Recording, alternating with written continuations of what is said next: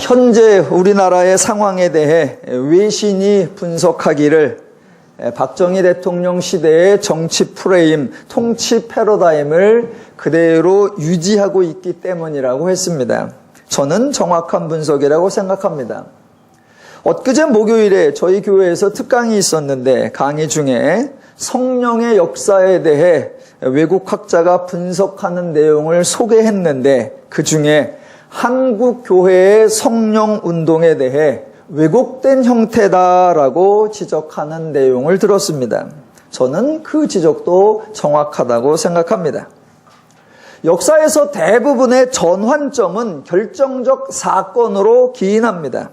하지만 그 사건은 불쑥 튀어나오는 것이 아니라 일상이 누적된 결과일 뿐입니다. 교회도 어떤 이벤트나 행사를 통하여 성도의 변화를 시도하려고 하면 안 됩니다. 신앙의 결실은 철저하게 일상을 중요시하고 평상시에 하나님의 말씀으로 산 그 삶을 통한 열매요 결과이어야 할 것입니다. 히스기야에 대해서도 어느 한 구절이나 어느 한 사건이 아니라 히스기야의 삶과 행적을 두루 살펴서 판단해야 합니다. 아수르가 유다를 위협할 때에 하나님께서는 아수르가 유다를 정복하지 못하고 도리어 아수르 왕이 소문을 듣고 본국으로 돌아갈 것과 본국에서 칼에 맞아 죽게 될 것을 미리 알려주셨습니다. 하나님께서 아수르가 유다에게, 아수르가 히스기야에게 전혀 위협이 되지 못할 것을 말씀하셨음에도 불구하고 히스기야는 돌아가는 아수르의 장군 랍사게가 허풍 떠는 말에 놀라서 여호와의 성전에 올라가 그 편지를 펴놓고 기도를 했습니다. 그러자 하나님께서는 또 응답을 해주시는데 이번에는 징조까지 주셨습니다. 그러니까 하나님의 일하심 속에서 단순히 구하니까 응답했다라는 것뿐만이 아니라 하나님이 일하시는 원리도 발견하시면 참 좋습니다. 하나님은 하나를 알려주었는데 모른다 그러면 더 친절하고 더 자세하고 더 분명하게 또 설명해주고 추가적인 내용을 첨부해 가면서까지 알려주신다는 것입니다. 하나님의 말씀은 한 번 결정문을 선고하는 패턴이 아닙니다. 하나님이 행하시는 사역, 하나님이 주시는 말씀이 사실 모두 하나님을 설명하는 계시, 하나님에 대한 가르침입니다. 그러니까 설명의 목적은 상대방으로 하여금 알게 하는 겁니다. 나는 설명했는데 상대가 못 알아들었으면 그건 네 사정이다 라고 끝내버리면 그것은 설명이 아니고 계시가 아닙니다. 성경에 등장하는 하나님의 계시의 핵심은 하나님이 말씀하신다, 하나님이 가르치신다, 하나님이 설명하신다 라는 것도 중요하지만 더 중요한 것은 상대방이 계시를 알아들어야 한다라는 것입니다. 내가 아무리 잘 설명했어도 상대방이 못 알아들었으면 그것은 계시를 잘못한 것입니다. 내가 설명을 잘했느냐가 기준이 아니라 상대방이 잘 알아들었느냐가 기준입니다. 그래서 하나님께서 히스기야에게 응답하셨는데 못 알아들으니까 또 응답하시면서 이번에는 징조까지 주시는 겁니다. 그 징조가 19장 29절에 나와 있던 것, 또 내게 보일 징조가 이러하니 너희가 금년에는 스스로 자라난 것을 먹고 내년에는 그것에서 난 것을 먹되 제3년에는 심고 거두며 포도원을 심고 그 열매를 먹으리라 였습니다.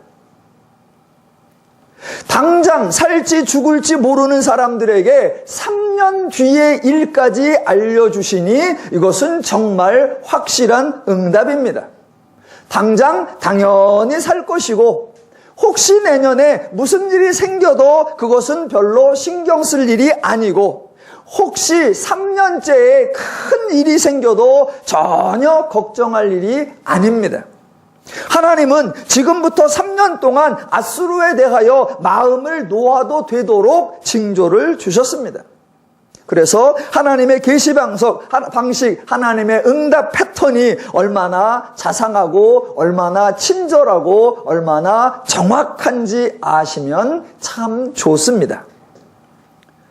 하나님은 계시만 하는 것이 아니라, 하나님은 응답만 하는 것이 아니라 그렇게 계시하고 응답하신 대로 실제로 행하셨습니다. 그래서 19장 35절에 나오는 대로 여호와의 사자를 동원하여 앗수르 진영에서 군사 18만 5천 명을 치셨습니다. 앗수르의 왕 사네립이 자기 나라로 돌아가서 니느웨에 거주했는데 하나님 말씀대로 반역이 일어나 칼에 맞아 죽었습니다. 히스기야에 대한 평가가 나올 때 그의 전후 유다 여러 왕 중에 그러한 자가 없었다고 할 만큼 이스라엘의 하나님을 의지했다라고 알려진 그 히스기야가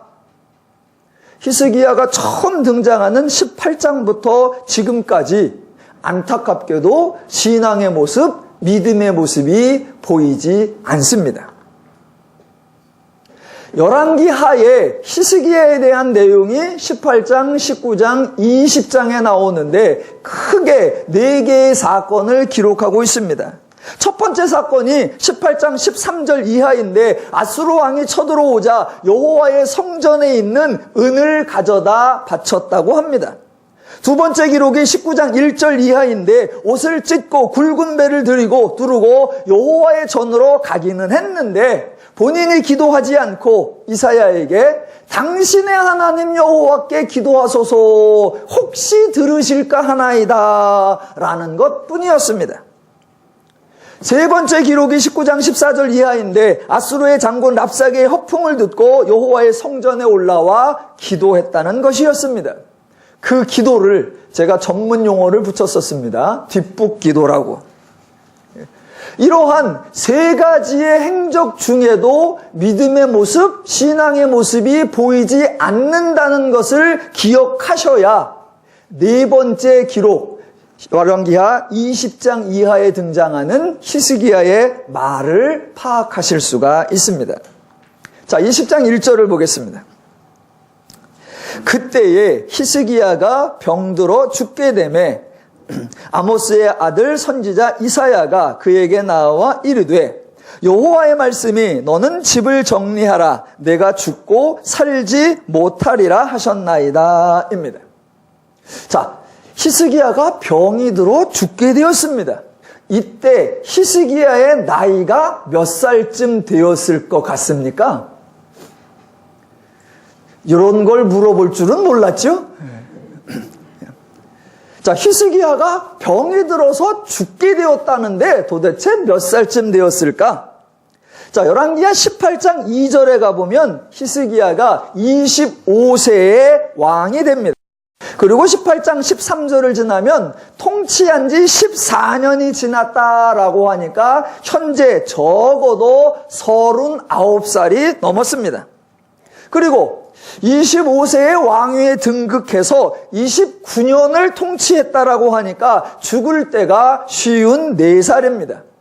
그런데 20장 6절을 보시면 내가 내 날에 15년을 더할 것이다 라고 나오니까 54살에 죽는데 그 중에서 15년을 빼면 몇 살이 되느냐? 39살이 됩니다. 당시 성인 남자들의 평균 수명이 몇 살이었는지는 잘 모르지만 여하튼 히스기야 왕은 39살에 병이 들어 죽게 되었습니다. 예나 지금이나 왕의 건강은 국가 기밀이고 최고로 중요한 사항이었습니다. 다만 당시에는 태반주사니 정맥주사니 프로포폴 그런 게 없었으니 난감했을 것이고 히스기야로서는 모처럼 앗수르의 위협에서 벗어나 태평성대를 누릴 수 있는 기회였는데 덜컥 병이 들었으니 매우 낙심했을 겁니다. 바로 그 타이밍에 하나님의 말씀까지 있었는데 뭐라고 말씀하셨느냐? 내가 죽고 살지 못하리라 였습니다. 여기서 하나님이 하신 말씀은 결단코 내가 너를 죽이겠다 그러는 의미가 아닙니다. 히스기야가 치유될 수도 있는데 너는 못 살아, 무조건 죽어야 돼 라는 것이 아니라 지금 너의 병세가 죽을 정도다라고, 너는 낫지 못하고 죽을 것 같다라고 병세에 대해서 알려주는 것일 뿐입니다. 여기서 여담으로 한번 여쭤보겠습니다. 여러분, 어떤 사람이 죽을 병에 들면 죽을 병이 걸렸다는 것을 알려주는 게 좋을까요? 모르게 감추는 것이 좋을까요? 한쪽에서는 알려주어야 한다라고 주장을 합니다. 왜 알려주어야 되느냐? 자신의 삶을 아름답게 마감할 수 있는 기회를 주어야 한다. 어느 날 졸지에 느닷없이 죽는 것보다 그런 위기적 조건이, 조짐이 드러났으니 알려주어서 삶을 잘 정리하고 회한이 남지 않도록 그런 기회를 주는 것이 삶에 대한 존중이다라고 주장하기도 합니다. 반대 측에서는 절대로 알려주어서는 안 된다라고 말합니다. 왜 그러느냐? 대부분의 사람들은 아름답게 마감을 하지 못한다는 겁니다. 그걸 알려주면 그 순간 낙심하고 좌절하고 절망하고 도리어 삶이 망가질 가능성이 모르니까 절대로 알려주어서는 안 된다라고 말하기도 합니다. 여러분은 어떤 걸 원하십니까? 물론 대답을 안 하셔도 됩니다. 제가 여러분의 건강 상태를 모르니 여러분에 대해서 아무 말도 해드릴 수가 없습니다. 자, 여하튼 히스기야는 자기의 병세를 알게 되었고 곧 죽게 될 것까지도 알게 되었습니다. 그러나 천만다행스럽게도 삶에 대해 자포자기한 것이 아니라 살려고 하는 강한 애착을 가졌습니다. 그래서 20장 2절에 나오는 대로 낯을 벽으로 향하고 여호와께 기도를 드렸습니다.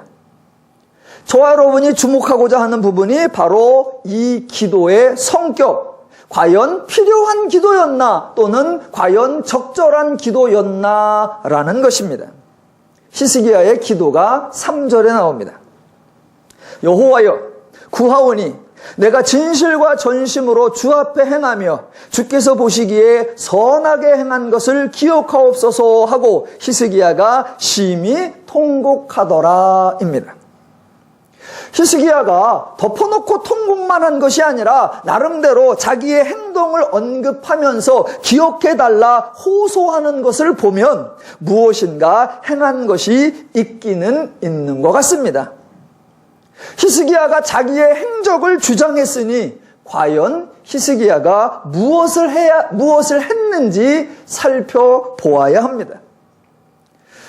제가 무턱대고 성경의 인물들을 비난하는 사람이 절대로 아닙니다. 제가 성경의 인물을 비난할 때는 나름대로 그의 행적을 다 철저하게 뒷조사해서 비하인드 스토리까지 다 까발려서 비난할 만한 것만 한다라는 사실을 꼭 기억해 주시면 좋겠습니다. 자, 히스기야에 대한 기록이요, 성경에 전체에 3군데에 나옵니다. 한 군데가 열왕기하 18장, 19장, 20장 여기고요. 또 한 군데가 이사야서 36장, 37장, 38장, 39장 거기에 나오고요. 또 한 군데가 역대하 29장부터 32장까지 총 3군데의 히스기야의 행적이 나옵니다. 그런데 열왕기하에 나오는 이 아수르의 공격에서부터 벗어나고 병들었다 치유받는 이 사건이 이사야 36장부터 39장에도 똑같이 나옵니다. 본문이 거의 같아요. 그래서 이것을 살펴보면 이사야는 살펴본 것과 같아지고, 자, 다른 게 하나 나오는데 바로 역대하 29장부터 32장입니다. 그 역대하의 기록에는 열왕기하에 없는 아주 전혀 다른 기록이 등장합니다. 그래서 제가 여러분과 함께 역대하 기록을 좀 살펴보겠습니다. 자, 역대하 29장을 펴놓으시면 됩니다. 제가 평상시하고는 다르게 오늘 히스기야를 편들어 주려고 합니다. 자, 역대하 29장부터 보시면 히스기야의 기록이 크게 두 부분으로 나누어집니다. 하나는 왕으로 등극한 첫 해, 25살에 왕이 됐다 그랬죠. 그 첫 해에 행한 일들이고, 다른 하나는 열왕기에 나오는 것 같이 아수르에 관계된 내용입니다. 그러니까 아수르에 관계된 내용은 빼고 첫 부분, 즉 왕으로 등극한 첫째 해에 행한 일들을 살펴보면 좋겠습니다. 자, 먼저 29장 1절을 보시면 히스기야가 왕위에 오를 때 나이가 25세라입니다. 자, 그때부터 무엇을 했느냐? 3절을 보겠습니다. 첫째 해 첫째 달에 여호와의 전문들을 수리하고입니다. 25살에 왕이 되자마자 첫째 달부터 여호와의 전문을 수리합니다. 얼마 동안 하느냐? 17절로 가보십니다. 첫째 달 초하루에 성결하게 하기를 시작하여 그달 초 8일에 여호와의 낭실에 이르고 또 8일 동안 여호와의 전을 성결하게 하여 첫째 달 16일에 이르러 마치고입니다. 첫 달부터 성전을 수리하기 시작하여 2주 이상을 걸렸습니다. 그렇게 하고 한 장 넘겨서 30장 13절로 가시면, 자, 첫째 달에 성전을 수리했고 둘째 달에 13절, 둘째 달에 백성이 무교절을 지키려 하여 예루살렘에 많이 모이니 15절, 둘째 달 14째 날에 유월절 양을 잡으니입니다. 그러니까 왕위에 오른 다음에 가장 먼저 행한 일이 두 개가 있는데, 하나는 여호와의 성전을 수리한 것과 하나는 유월절을 지킨 것입니다. 여호와의 성전을 수리한 것은 유다의 8대 왕 요아스도 행한 적이 있으니 독특한 것은 아니고, 대신 유월절을 지켰다는 것은 거의 종교개혁이라고 할 만큼 혁신적 사건입니다. 유월절의 기원은 출애굽기 12장에 나오는 대로 이스라엘이 출애굽 직전에 10번째 이적이 나타났을 때 처음으로 행했습니다. 성경에 출애굽기 12장에 유월절을 지켰다라는 기록이 나오고, 그 다음에 이스라엘이 출애굽을 하여 2달 동안 시내산까지 이동을 하고 시내산에서 10달을 머무는 동안에 성막을 지어서 총 12달 1년이 지난 후, 그 다음 둘째 해 첫째 달에 이제 광야 여정을 출발하기 바로 직전에 유월절을 지켰다라고 민수기 9장에 기록되어 있습니다. 출애굽기 12장에 애굽에서 나올 때, 민수기 9장에 광야 여정을 시작할 때, 그리고 세 번째가 언제냐? 39년의 광야 여정을 나머지를 마치고 여호수아의 인도함을 받아 이스라엘 백성이 요단강을 건너서 가나안에 진입한 직후에 여리고성 바로 앞에서 이제 가나안에 도착했으니 가나안에서의 새로운 출발을 기념하는 의미로 유월절을 지켰다고 여호수아 5장에 나옵니다. 그러니까 총 3번이 나오는 겁니다. 출애굽기 12장, 민수기 9장, 여호수아 5장. 애굽에서 나오는 새 생활, 광야에서의 새 생활, 가나안에서의 새 생활, 새 생활을 기념하는 유월절이 3번을 지켰고, 말씀에 의하면 매년 유월절을 지키라라고 율법에 주셨습니다. 그런데 그 여호수아 사건 이후에는 사사기에도, 사무엘 시대에도, 다윗 시대에도, 솔로몬 시대에도, 기타의 왕들의 시대에도 유월절을 지켰다는 언급이 없습니다. 유명한 선지자 사무엘 시대에도 유월절을 안 지켰고, 하나님 마음에 합했다는 평가를 받은 다윗도 유월절을 지킨 적이 없습니다. 그래서 유월절을 지키지 않은 그 세월이 최소한 600년 이상입니다. 드디어 거의 600년 만에 유다에서 유월절이 지켜지는데 그게 바로 히스기야 왕 때입니다. 히스기야 자신이 600년 만에 유월절을 지키는 것을 알았는지 몰랐는지는 모르지만 여하튼 유다의 종교사에 획기적인 사건을 행한 것만은 분명합니다. 그래서 성전을 수리한 것과 유월절을 지킨 것을 근거로 해서 여호와께 기도할 때 주께서 보시기에 선하게 행한 것을 기억하옵소서라고 호소할 만하다고 여겨줄 수 있습니다. 그게 언제 일어났느냐? 히스기야가 왕이 된 첫째 해에 일어났습니다. 분명 첫째 해에는 아주 의욕적으로 종교개혁을 했는데 첫째 해 다음에는 어떻게 됐을까? 아수르의 위협을 받아서 심지어는 자기가 수리한 그 성전의 은금을 뜯어다가 아수르에게 조공을 바치는 어이없는 행동을 분명히 했는데 병들어 기도할 때는 주께 주를 향하여 선하게 행한 것을 기억하옵소서라는 얘기만 하지 성전 금 뜯어다 바친 얘기는 아예 하지도 않습니다. 그러니까 저 같으면 기도를 들을 때 저놈이 말을 제대로 하나, 지한테 유리한 것만 골라서 하나 다 분석을 하시는데 하나님은 저보다 인자하셔서 기도하는 대로 그냥 들어주시고 그 히스기야의 기도에 그 주장과 기도에 감동을 받으셨는지 즉각 응답이 왔습니다. 그래서 열왕기하 돌아가 봅니다. 이제 20장 4절에 의하면 이사야가 왕을 만나고 자기 성읍으로 이르기도 전에 벌써 응답이 와버립니다. 그런데 그 응답이 천만다행으로 은혜롭습니다. 5절과 6절입니다. 너는 돌아가서 내 백성의 주권자 히스기야에게 이르기를 왕의 조상 다윗의 하나님 여호와의 말씀이 내가 내 기도를 들었고 내 눈물을 보았노라. 내가 너를 낫게 하리니 내가 3일 만에 여호와의 성전에 올라가겠고 내가 내 날에 15년을 더할 것이며 내가 너와 이 성을 아수르 왕의 손에서 구원하고 내가 나를 위하고 또 내 종 다윗을 위함으로 이 성을 보호하리라 하셨더라입니다. 와우! 엄청난 은혜입니다.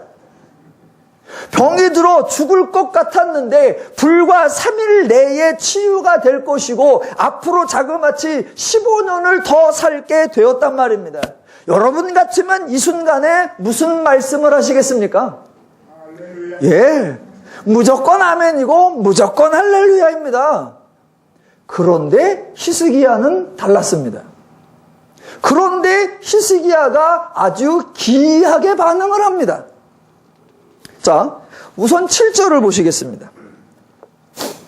자, 5절과 6절에 하나님의 응답이 나오고 7절을 보시면 이사야가 이르되 무화과 반죽을 가져오라 하매 무리가 가져다가 그 상처에 놓으니 나으니라입니다. 벌써 치료가 끝났고 병이 나았습니다. 하나님은 기도에 말로 응답하시는 정도가 아니라 이사야가 성읍에 이르기도 전에 벌써 응답하셨는데 직접 치유도 신속하게 해주셨습니다. 3일 만에 여호와의 전에 올라간다고 했는데 채 3일도 걸리지 않았습니다. 이렇게 자기 병이 나았으면 히스기야는 당장에 여호와의 전으로 올라가 감사 예물을 드려야 했을 것입니다. 그런데 아주 생뚱맞게 8절이 등장합니다. 8절 히스기야가 이사야에게 이르되 여호와께서 나를 낫게 하시고 3일 만에 여호와의 성전에 올라가게 하실 무슨 징표가 있나이까 하니입니다. 아니 5절과 6절에 응답이 왔고 7절에 나았잖아요. 그러면 할렐루야 하고 성전으로 뛰어가야죠. 그런데 8절에서 하는 말이 내가 나을 징표가 무엇입니까? 라고 하는 거예요. 아마도 히스기야는 자기 상처가 나은 것을 당시 일시적 현상이나 상황이 호전된 정도로 여겼던 것 같습니다. 그래서 아예 구체적으로 자신이 나을 것에 대한 징표를 요구하고 있습니다. 혹시 7절은 스토리 전개상 곡이 기록해 놓았지만 실제로는 징표가 끝난 다음인 11절 뒤로 옮겨야 되는 거 아니냐라고 제안하실 수 있습니다. 학자들이 실제로 그렇게 제안합니다. 일리가 있다고 인정해서 히스기야의 이야기를 11절 뒤로 간다 해도 그래도 히스기야의 이야기는 매우 이상합니다. 왜냐하면 7절이 아니어도 이미 5절과 6절에 하나님께서 아주 구체적으로 날짜까지 다 정해서 응답을 하셨기 때문입니다. 3일 만에 여호와의 성전으로 올라가겠고 15년을 더 살겠다 분명하게 응답하셨습니다. 하나님이 히스기야의 기도를 들었고 눈물을 보았고 낫게 할 것이고 온전해질 거다 다 말씀하셨습니다. 그런데도 내가 낳을 징표가 뭡니까? 라고 물어보니까 그게 생뚱맞은 겁니다. 자, 히스기야가 징표를 구하는 것이 이게 참 희한한 거, 이유를 하나 더 들어보겠습니다. 이거를 끄고 들어보겠습니다. 다 주무시는 것 같아서.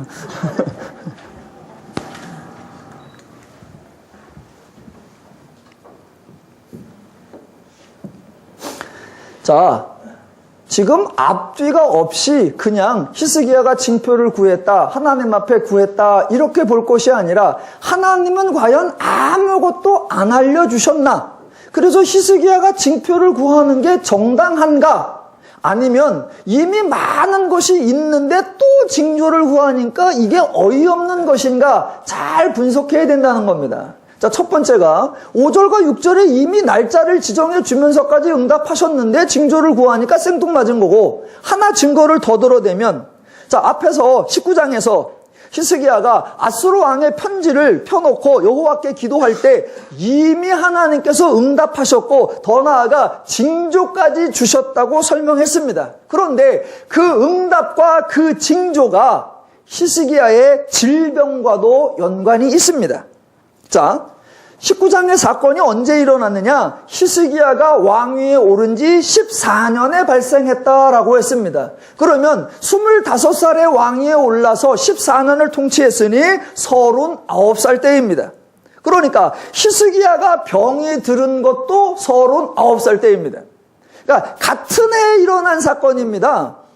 아수르 왕이 돌아가고 거기서 칼 맞아 죽고 너는 금년에 난 것을 먹고 내년에 난 것을 먹고 3년째는 포도원에 심은 것을 열매를 먹으리라 라는 응답을 받은 그 해에 히스기야가 병이 들었고 그 병에서 나을 거라는 응답까지 받은 겁니다.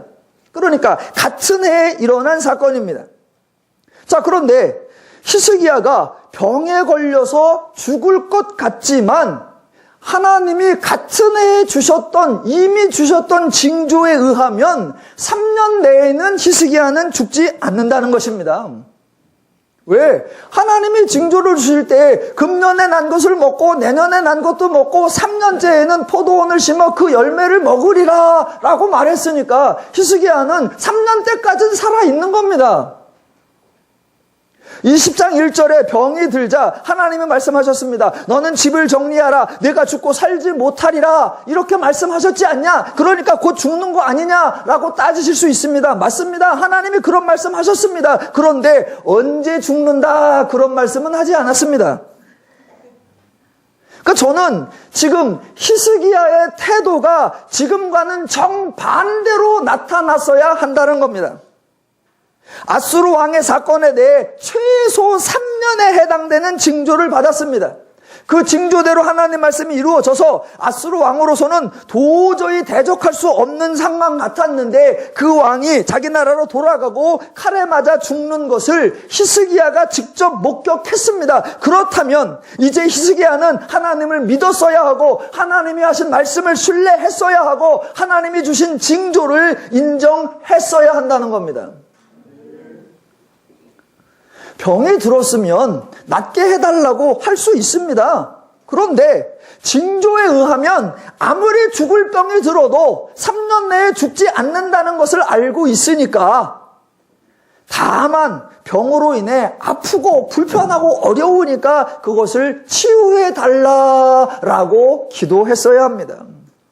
이사야가 와서 너는 집을 정리하라. 내가 죽고 살지 못하리라 라고 아무리 말해도 최소 3년은 버틸 수 있다고 자신하면서 다만 덜 아프게 좀 해주십시오 라고 기도할 정도의 하나님에 대한 믿음, 하나님에 대한 신뢰, 하나님에 대한 이해는 있었어야 한다는 것입니다.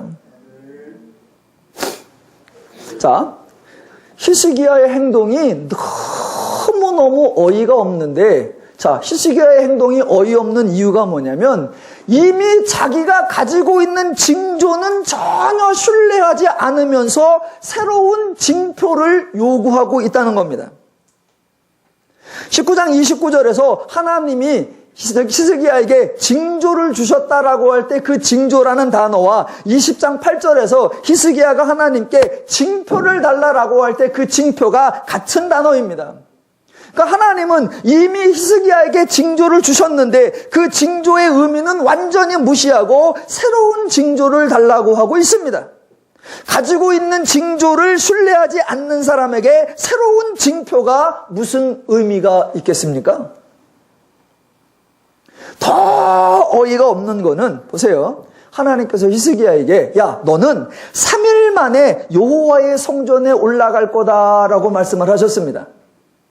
3년 동안 아무 일이 없을 거라는 징조를 가지고 있고 게다가 3일 만에 성전에 올라갈 거다라는 응답을 가지고 있으면 아무리 힘들어도 한 3일은 기다려볼 만하지 않겠습니까? 3년 징조도 있고 3일 만에 여호와의 성전에 올라간다고 하니까 아무리 안 믿어도 아무리 믿음이 없어도 한 3일은 기다려봐야죠. 자, 자기가 기도할 때 3절에서 뭐라고 했습니까? 내가 진실과 전심으로 주 앞에 행하며 주께서 보시기에 선하게 행한 것을 기억하옵소서라고 했습니다. 자신의 행위를 하나님께서 기억해 주시기를 기대했다면 반대로 하나님이 행하신 일을 자기도 기억해 주어야죠. 불과 얼마 전에 아수르 위협에서 자신을 건져주신 하나님의 일, 자기는 기도하지 않고 대신 이사야를 보내서 당신의 하나님께 기도하소서 혹시 들어주실까 하노라 라고 했던 그 시건방진 태도에도 불구하고 친히 징조까지 주시면서 응답하신 그 하나님의 행동에 대해 기억을 하고 있어야죠. 그런데 3일도 기다리지 않으면서 자기가 한 일은 하나님 앞에 기억해달라고 주장하며 심지어는 징표가 무엇이냐고 요구하는 거 정말 적반하장의 대표적 경우입니다. 그렇다면 이 순간에 저와 여러분은 히스기야의 기이한 행동을 보면서 생뚱맞은 행동을 보면서 한 가지 궁금해하셔야 합니다. 히스기야는 왜 징표를 구했을까? 히스기야는 왜 표적을 구했을까 하는 그 이유입니다. 그 이유는 죄인의 속성, 죄인의 원리, 죄인의 기준, 죄인의 방법을 이해하시면 아주 쉽게 찾을 수 있습니다. 히스기야가 징표를 구한 이유는 이미 하나님이 주신 징표가 전혀 징표 같아 보이지 않았기 때문입니다. 그러니까 하나님이 주시는 징표와 사람들 또는 죄인들이 요구하는 징표의 성격이 완전히 달랐다는 것입니다. 자, 먼저 하나님이 주시는 징표는요. 하나님이 주시는 징표는 무슨 기준이냐? 죄인들, 사람들이 생각하는 방식과 다르다라는 겁니다. 그게 하나님 주시는 징표의 특징이에요. 죄인들이 생각하는 방식과 다르다라는 거예요.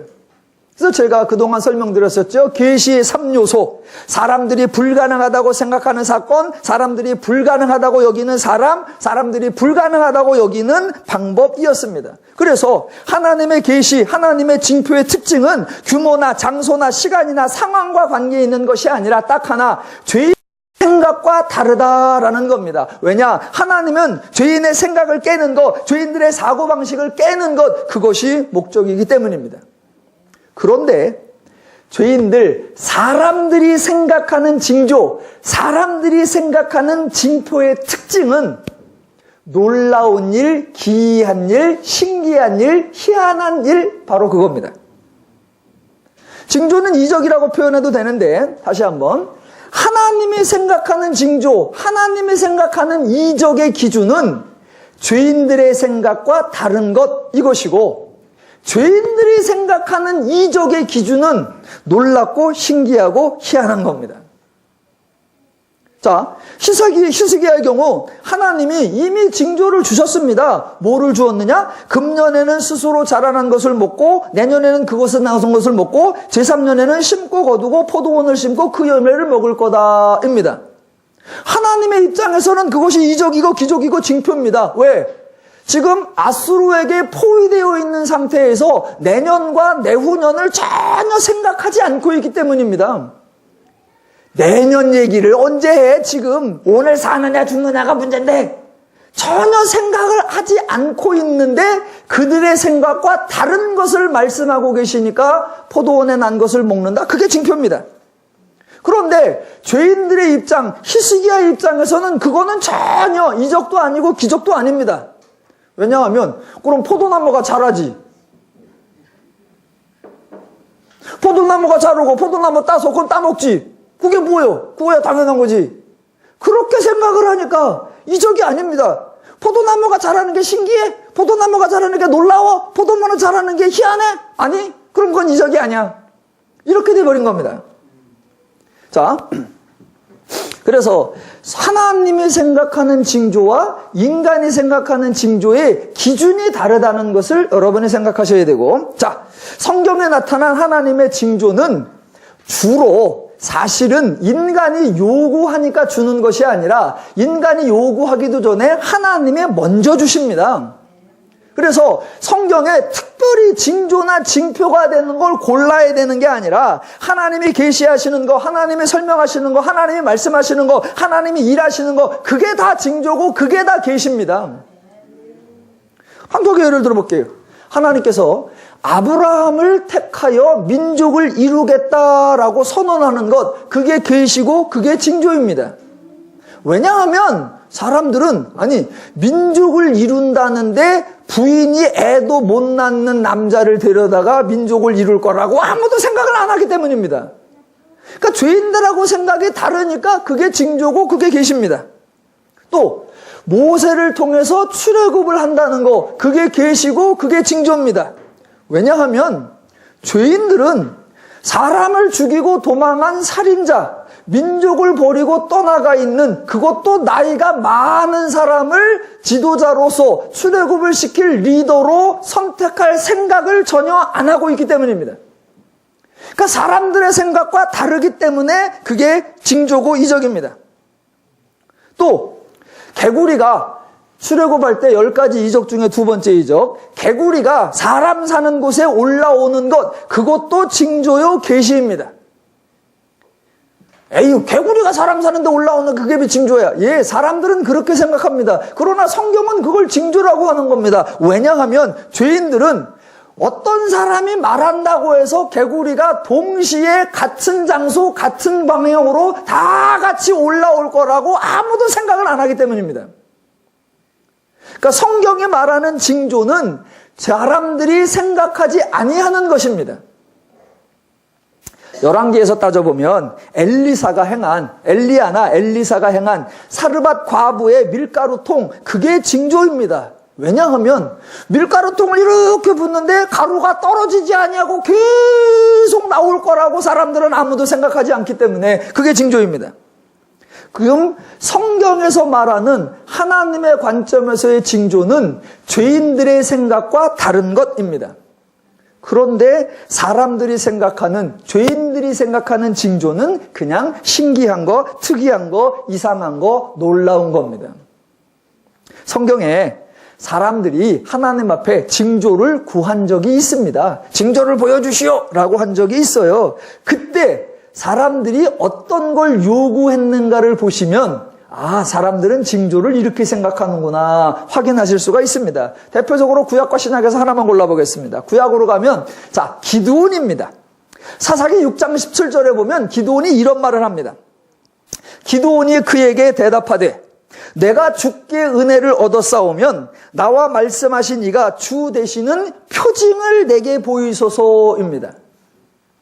여기 나오는 표징이라는 단어와 열왕기하 19장 29절에 나오는 징조라는 단어와 20장 8절에 나오는 징표라는 단어가 사실은 다 같은 단어입니다. 번역을 세 가지로 해서 그렇지 다 같은 단어입니다. 자, 여하튼 기드온이 하나님 앞에 대놓고 징조, 징표, 표징을 보여달라라고 말합니다. 그런데 기드온이 요구한 표적이 뭐냐면 고기를 소쿠리에 담아 가지고 오고 국을 하나 떠다가 제단 위에 올려놓습니다. 그래놓고 사람 같으면 불을 켜서 갖다 태우겠죠. 그런데 기드온이 요구하는 표적이 뭐냐? 올려놓고 자기가 불을 안 떼볼 테니까 불이 확 내려와서 태워보라는 겁니다. 그러니까 기도원이 생각하는 표적의 특징이 뭐냐? 놀라운 일, 신기한 일, 희한한 일이에요. 내가 안 태웠는데 휙 타는구나, 그런 일. 신약으로 가보면 서기관과 바리새인들이 나와서 예수께 하는 말 중에 이런 말이 나옵니다. 마태복음 12장 28절에 38절에 그때 서기관과 바리새인 중 몇 사람이 말하되 선생님이요 우리에게 표적 보여주시기를 원하나이다 라고 말합니다. 여기서도 인간들이 표적을 구해요. 그런데 저와 여러분이 잘 알고 계시듯이 예수님은 이미 많은 놀라운 이적들을 행하셨습니다. 귀신도 쫓았고 병자도 치유해 주셨고 오병이어도 행하셨습니다. 이미 이적과 기적이 많았습니다. 그런데 이 사람들은 예수님이 이미 행하신 이적에는 전혀 관심을 갖지 않고 찾아와서는 표적을 보여달라라고 합니다. 자, 그 똑같은 이야기를 마가복음 본문에서는 8장 11절에 이렇게 기록해 놨습니다. 바리새인들이 나와서 예수를 힐난하며 그를 시험하여 하늘로부터 오는 표적을 구하거늘 이라고 합니다. 그러니까 지금 성경이 그 사람들의 속셈을 잘 보여주고 있는 겁니다. 죄인들의 생각의 이적, 죄인들의 생각의 표적은 전혀 신기한 일이어야 한다라는 겁니다. 예수님이 귀신 쫓는 거 했습니다. 그러나 귀신 쫓는 거는 무당도 하고 있고, 예수님이 병자를 치료했습니다. 그러나 병자는 의사도 쫓고, 예수님이 빵이나 포도주를 만든 적이 있습니다. 그러나 빵이나 포도주는 사람도 할 수 있다라는 겁니다. 그러니까 저들이 요구하는 건 그런 표적 말고, 우리가 평상시 여기저기서 볼 수 있는 거 말고 하늘로부터 오는 표적, 즉 이 땅에서는 볼 수 없는 거, 이 땅에서는 사람들이 할 수 없는 거, 뭔가 희한하고 뭔가 놀랍고 뭔가 신기하고 뭔가 깔란 거, 그런 것 좀 해봐라 라는 겁니다. 지금 열왕기하 20장에 히스기야가 요구하는 것도 바로 그런 표적, 그런 징표, 그런 징조를 보여달라라는 겁니다. 하나님은 이미 내가 3년 동안 안전하리라 라는 징조를 보여주셨는데, 에이 그거는 하나도 이상하지가 않잖아요. 그거는 하나도 신기하지가 않잖아요. 그거는 당연한 것 같잖아요. 그러니까 그거는 징조가 아니에요. 하나님이 주신 징조를 징조라고 여길 수 없습니다. 내가 생각하는 징조, 내 기준에 마땅한 징조를 따로 보여주십시오 라고 요구하고 있는 겁니다. 자, 징조에 대해서 하나 더 해볼게요. 하나님이 주시는 징조와 사람들이 요구하는 징조는 첫 번째, 기준이 다르죠. 하나님의 기준은 죄인들이 생각하지 않는 것, 사람들이 생각하는 기준은 신기하고 놀라운 것. 자, 두 번째, 하나님이 행하시는 기적과 징조와 사람들이 요구하는 징조에 내용적인 차이가 있습니다. 내용적인 차이. 무슨 말이냐면, 하나님이 주시는 징조는 절대적으로 인간에게 유익하고 도움이 되고 보탬이 되고 좋은 일이라는 사실입니다.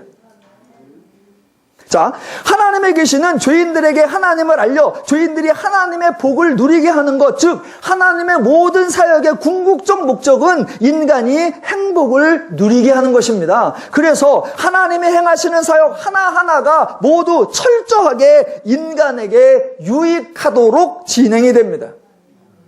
징조가 그냥 희한한 게 아니라 단지 죄인의 생각과 다른 그 정도가 아니라 그 내용이 철저하게 인간에게 도움이 된다라는 겁니다.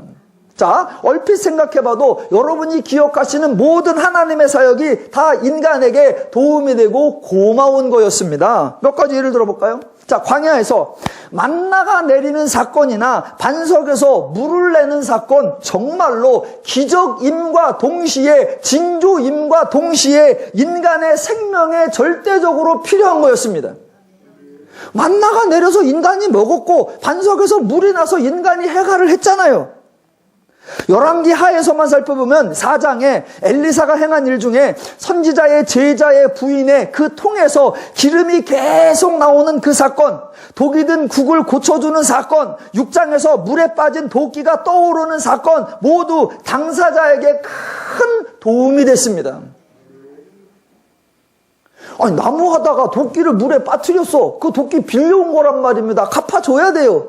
그러니까 하나님이 엘리사를 통해서 자, 나뭇가지를 던지면 도끼가 떠오른단 말입니다. 단순히 신기하고 놀라운 일이 아니라 그 도끼를 찾아야 주인에게 갖다 주잖아요. 그래야 내가 화를 안 당하잖아요. 그러니까 일일이 하나님의 이적, 하나님의 징표는 인간에게 유용한 것입니다. 신학의 예수님도 마찬가지셨어요. 언제나 인간을 도와주셨습니다. 과부의 아들을 고쳐주셔서 과부의 삶에 소망을 주셨고, 이방은 수로보니게 여인의 딸도 고쳐주셔서 그 가정에 평화를 주셨고, 귀신 들린 자에게서 귀신을 쫓아내어 그 사람이 멀쩡한 삶을 살아갈 수 있도록 하나님이 도와주셨고, 오병이어도 행하여 배고픈 사람에게 실질적으로 먹고 배가 부를 수 있도록 하나님이 도와주셨습니다. 그러니까 하나님은 희한한 일을 하는 분, 놀라운 일을 하는 분, 신기한 일을 행하는 분이 아니라 죄인의 생각과 다른 일을 하시며 그 하나님의 일은 절대적으로 인간에게 유용하고 유익하고 도움이 되고 좋은 일이라는 사실입니다. 그것과 반대로 죄인들이 표적을 요구할 때가 있습니다. 그런데 죄인들이 요구하는 표적은 인간에게 아무짝에도 쓸모없어요. 죄인들이 요구하는 표적의 특징은 신기하고 놀라고 이상한 일인데 그 일은 인간에게 전혀 도움이 되지 않습니다. 다른 표현으로 하면 무익, 헛된 일입니다. 대표적으로 아까 기드온의 경우 설명해 볼게요. 자, 기드온의 경우가, 기드온이 하나님을 최소 세 번을 시험을 합니다. 그 중에 아까 징표를 보여달라 그랬잖아요. 그 징표가 뭐였습니까? 소쿠리에다가 고기를 담아다 놓고 국그릇에다가 굴을 갖다 놓으면 하나님께서 확 태워버리는 거예요. 자, 그걸 요구했어요. 그랬더니 하나님께서 말 그대로 응답해서 확 태웠어. 뭐가 남죠? 확 태웠더니 뭐가 보탬이 되고 뭐가 유익하죠? 유익은 하나도 안 되고 손해만 났잖아. 고기만 태워 먹었잖아. 그러니까 하나님이 행하시는 징표와 인간이 요구하는 징표가 완전히 다릅니다. 하나님은 모든 표적이 그 자체도 표적이지만 그것이 인간에게 다 도움이 되도록 했어요. 근데 인간은 표적을 요구해. 근데 그 표적이 쓸모가 하나도 없어. 자, 기드온의 시험 놀라운 게 두 개가 더 있죠? 양털 시험. 자, 두 번을 시험하는데 한 번은 양털에만 이슬이 있고 땅이 바짝 마르는 거. 두 번째는 양털만 마르고 땅이 젖는 거. 이걸로 하나님 앞에 시험을 했어요. 그랬더니 하나님께서 다 들어주셨습니다. 그래서 양털은 젖고 땅은 마르고 양털은 마르고 땅은 젖게 하고 하나님께서 다 들어주셨습니다. 그러면 질문. 하나님의 양털 시험을 다 들어주셨어요. 그래서 기드온에게 유익이 뭐가 있죠? 자, 양털이 젖었어. 그거 갖다 뭐해? 아니, 양털 젖고 땅이 말랐어. 그거 갖다 뭐 하냐고. 반대로 양털은 마르고 땅을 젖었어. 그거 갖다 뭐 해요? 이적이 나타났어요. 표적이 나타났어. 그런데 아무짝에도 쓸모없어. 헛된 일이고 무익한 일이에요. 단 희한한 일이요.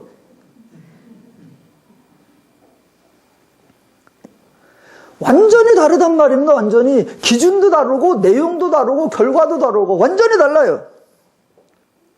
자, 오늘 본문으로 다시 돌아와 봅니다. 자, 하나님은 이미 히스기야에게 표적을 주셨는데 히스기야가 믿지도 않으면서 다른 표적을 달라고 합니다. 다른 표적. 하나님이 주신 표적은 자기에게 표적처럼 여겨지지 않는다는 거예요. 그러니까 내가 생각하는 표적, 내 기준에 맞는 표적을 달라라고 하나님 앞에 요구하는 거예요. 그렇게 새로운 표적을 요구하니까 하나님께서 네가 네 기준에 맞는 거, 네가 네 생각에 납득할 만한 거 뭐 그런 걸 달라고 하냐? 라고 어쩔 수 없이 주는 게 뭐냐? 9절과 10절입니다.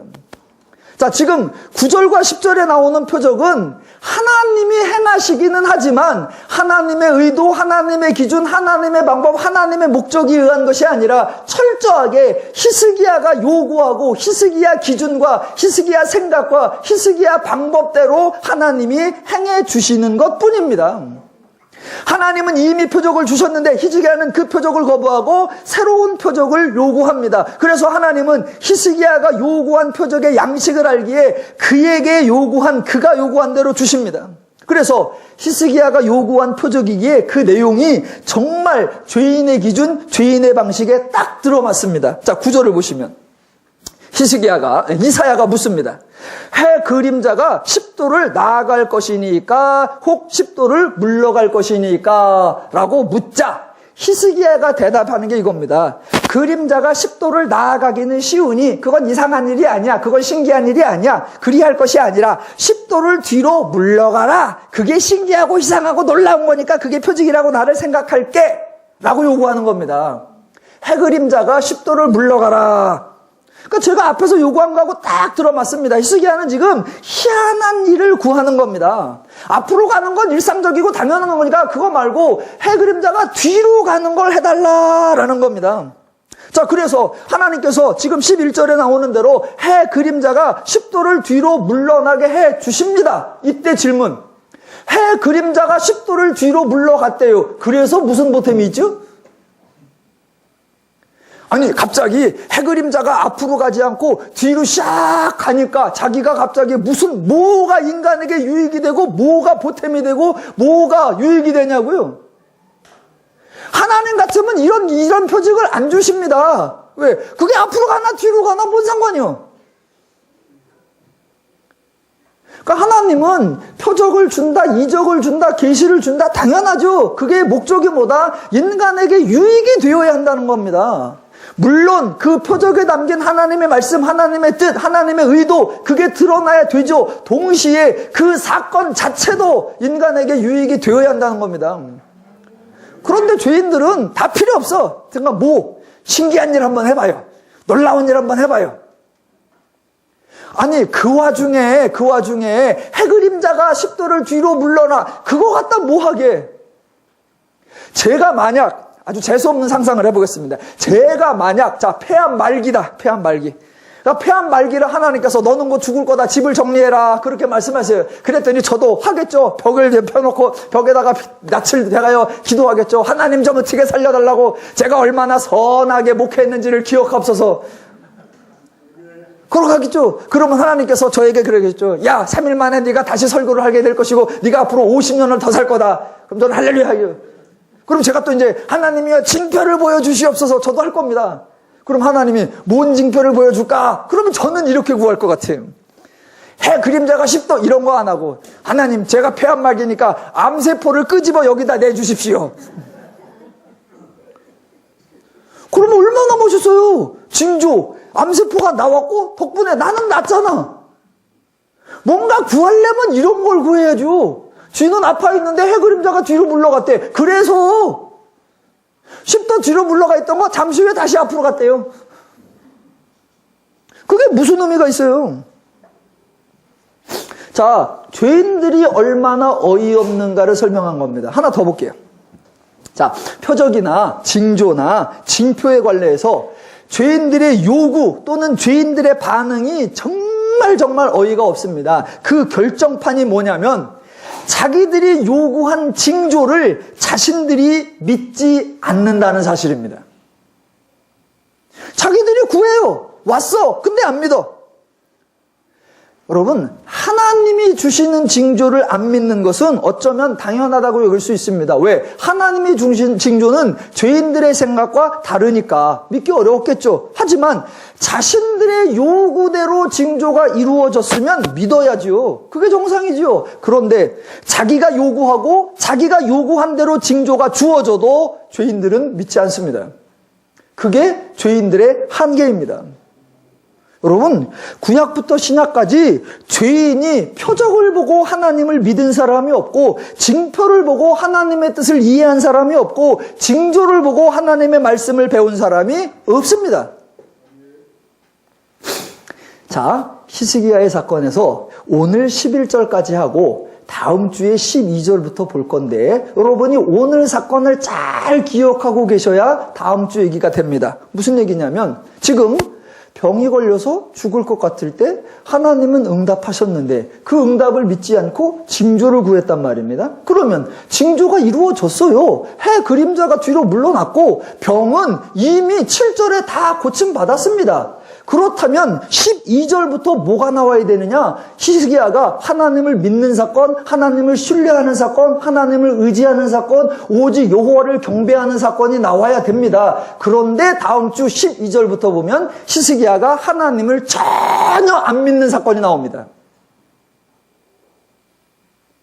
저는 사람이 좀 치사해서 히스기야가 하나님을 믿은 적이 없습니다, 이런 말을 대놓고 해요. 그런데 성경은 그런 말을 안 해요. 대신 히스기야가 하나님을 안 믿은 사건을 슬쩍 기록해놔요.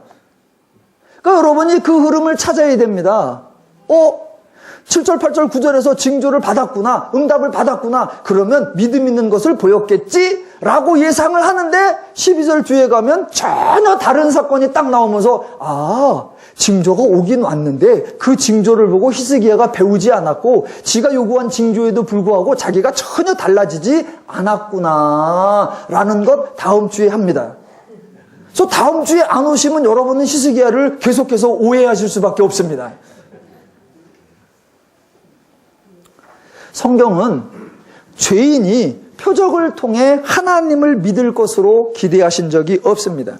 도리어 하나님은 표적을 강력하게 경고하셨습니다. 왜냐하면 하나님께서 먼저 주신 계시, 하나님이 먼저 주신 토라, 하나님이 먼저 주신 말씀이 온전하고 충분했기 때문입니다. 가장 대표적인 구절이 신명기 13장 1절로 3절인데 제가 읽어드릴게요. 자, 너희 중에 선지자나 꿈꾸는 자가 일어나서 이적과 기사를 내게 보이고 그가 내게 말한 그 이적과 기사가 이루어지고 너희가 알지 못하던 다른 신들을 우리가 따라 섬기자고 말할지라도 너는 그 선지자나 꿈꾸는 자의 말을 청종하지 말라입니다. 여기 등장하는 이적과 기사, 이 단어가 징표라는 단어, 표적이라는 단어, 징조라는 단어와 똑같은 단어입니다. 그러니까 하나님께서는 어떤 사람이 나타나서 이적과 기적을 예언하고 실제로 그 예언이 이루어질지라도 그 말을 청종하지 말라라고 강력하게 권고하시는 겁니다. 왜냐하면 하나님은 이미 충분히 계시하시고 설명을 해 주셨기 때문입니다. 하나님이 계시 중에 감추어 놓은 것, 하나님이 말하지 않은 것, 하나님이 비밀로 숨겨놓은 게 없다는 겁니다. 그래서 그 어떤 신기한 이적과 놀라운 표적이 등장할지라도 그것은 전혀 새로운 것이란 있을 수 없다. 하나님이 이미 주신 토라, 하나님이 이미 주신 말씀에 첨가하거나 수정하거나 시대의 상황에 따라 개선해야 할 내용이라는 건 없단 말입니다. 그렇게 하나님이 온전하고 참된 진리를 충분히 주셨기 때문에 그 이후에 어떤 놀라운 이적이 나타나고 계시가 나타나고 표적이 나타나고 징표가 나타나고 예언하고 그대로 이루어져도 그거는 쓸데없다. 왜? 하나님은 온전하고 충분한 진리요 하나님의 말씀을 주셨다라는 겁니다. 그래서 성경이 진리고 그래서 성경이 온전하다라고 말하는 겁니다. 성경 이외에 하나님에 대해 배울 곳이란 없습니다. 그래서 성경에서 계속되는 권고, 성경에서 계속 반복하는 부탁이 뭡니까? 하나님의 말씀을 읽으라, 하나님의 말씀을 배우라, 그리하여 하나님을 알라, 하나님이 일하신 것을 기억하라 라는 것입니다. 그런데 예나 지금이나 사람들은 성경을 읽지 않고 성경을 배우지 않고 성경을 믿지 않습니다. 그러다가 어느 날 꿈에 누가 나타나서 한마디 하면 아주 황홀해합니다. 어젯밤에 신기한 경험을 했어. 어디 가서 신기한 현상을 보고 오면 현혹되어 버립니다. 놀라운 거 봤어. 자네는 못 봤지? 나는 봤어. 안타깝게도 하나님이 가장 금기했던 것을 가장 선호하고 있는 것이 오늘날 교회와 성도들의 실상 같아 보이는 겁니다. 제가 개인적으로, 지극히 개인적으로 별로 선호하지 않는 것 중에 하나가 간증이라는 걸 제가 별로 선호하지 않습니다. 그런데 반대로 어떤 사람이 신학교를 가거나 또는 목사 안수를 받거나 또는 안수집사나 장로가 되거나 또는 침례를 받을 때에 대부분 간증문을 써서 대중 앞에서 간증을 읽도록 요구하는 경우가 많이 있습니다. 그런데 저희는 침례를 받아도 간증문을 써서 고백하라 이런 걸 하지 않고 저희 교회에서 그런 걸 하라 그런 걸 요구하는 분은 별로 없습니다. 제가 지극히 개인적으로 간증을 선호하지 않는 이유가 뭐냐면 간증을 들어보면 그 간증의 대부분이 성경을 읽고 성경을 배워서 하나님을 알고 하나님의 뜻을 알게 되었습니다 라는 방식이 아니라 어느 날 음성을 들었고 어디 집회 가다가 큰 깨달음이 왔고 어떤 징표적 사건을 통해 자기가 달라졌습니다 라는 매우 성경이 권장하지 않는 경험담을 말하기 때문입니다. 예전에 저하고 함께 사역하던 친구가 전도사인데 이제 전도사 인준을 받으려고 간증문을 썼어요. 본인 나름대로 이래서 하나님께 은혜를 받았다라고 써가지고 이제 내서 이제 선배 목사님들에게 시추를 받는데 전도사에서 떨어졌어요. 그래서 왜 떨어졌나라고 제가 이제 여쭤봤어요. 아니 그 친구를 왜 떨어뜨렸습니까? 그랬더니 결론이 뭐였냐면 간증문을 읽어봤는데 간증문이 너무 평범해. 간증문에 임팩트가 없어. 간증문을 읽어보니까 그저 예수를 믿고 어쩌고 저쩌고 하다가 어느 날 하나님 말씀에 은혜 받아서 성경을 읽다가 이 구절이 너무 좋아서 내가 이 말씀을 전해야 되겠다라고 썼더니 너무 평이하고 너무 임팩트가 없어. 이렇게 임팩트가 없으니 너는 구원을 의심이 돼. 그러니까 너는 구원의 확신이 없는 거야. 떨어뜨렸어요.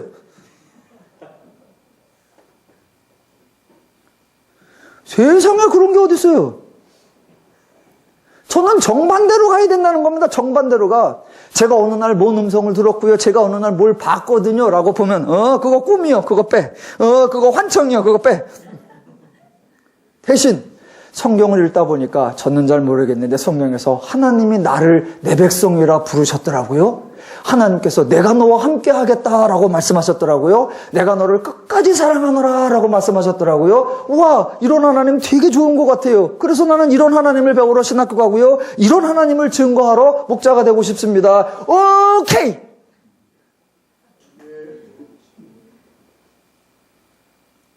그렇게 돼야죠. 저는 오늘 이 시간 강력하게 여러분에게 호소합니다. 자, 포인트를 강력하게 해뒀습니다.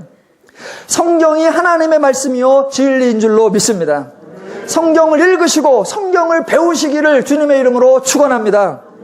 저와 여러분의 신앙의 내용이 오직 성경에 근거해야 되고 저와 여러분의 믿음의 내용이 오직 성경에서 배운 것이어야 합니다. 저와 여러분이 하나님을 알게 된 것이 하나님의 전적인 은혜인 줄로 믿습니다. 성경을 읽고 배울 때 하나님이 주신 구원의 은혜뿐만이 아니라 오늘 그 구원의 복락을 우리 삶 속에 누릴 수 있는 힘도 하나님이 주실 줄로 믿습니다. 하나님으로 인해 행복하고 하나님으로 인해 즐겁고 하나님의 말씀으로 인해 확실하고 담대한 성도의 삶이 되시기를 주님의 이름으로 축원합니다. 기도하겠습니다.